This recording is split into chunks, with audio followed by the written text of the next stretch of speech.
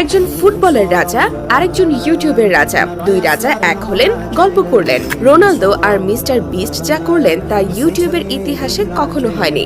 Ronaldo বলেছিলেন internet ভেঙে দেবেন, তার কথা মতো প্রথম 30 মিনিটে এসেছে 1 মিলিয়ন ভিউজ, আর প্রথম 12 ঘন্টায় এসেছে 13 মিলিয়ন ভিউজ। ভিউজের হিসাব বাদ দিয়ে রোনালদোর সামনে থাকা এই পানির বোতলে নজর দেওয়া যাক।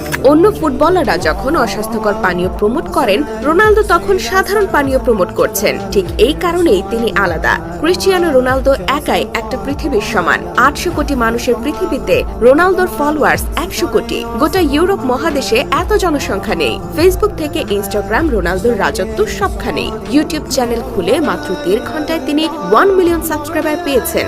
এক সপ্তাহ না যেতেই পেয়ে যান 50 মিলিয়ন সাবস্ক্রাইবার। ইনস্টাগ্রামে তার ফলোয়ার 63 কোটি 90 লাখ, যা বিশ্বের মোট জনসংখ্যার প্রায় 8%। রোনালদো আলাদা একটা ব্র্যান্ড। রোনালদোর জনপ্রিয়তা দেখে খোদ মিস্টার বিস্ট বিস্মিত।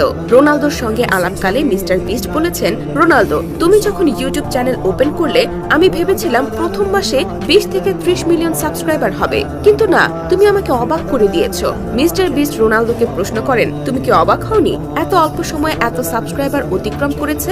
উত্তরে রোনালদো বলেন, এটা ভালো ছিল, কিন্তু আমি অবাক হইনি। কেনই বা অবাক হবেন? রোনালদো নিজেও জানেন তার জনপ্রিয়তা আকাশ সমান। একবার মাত্র 4 সেকেন্ডে তিনি কোকা কোলাকে হাজার হাজার কোটি টাকার ক্ষতির মুখে ফেলেছিলেন। রোনালদো শুধু কোকা কোলার বোতল সরিয়ে সাধারণ পানির বোতল টেবিলের উপর রেখেছিলেন, আর মাত্র আধা ঘন্টার মধ্যে কোকা কোলার ব্র্যান্ড মূল্য $400 কোটি কমে যায়। রোনালদোকে বলা হয় আইডলদের আইডল। ভিনিয়াস জুনিয়র, রদ্রিগোরা রোনালদোর মতো করে গোল উদযাপন করে, এমনকি মেসির দেশের তরুণ ফুটবলার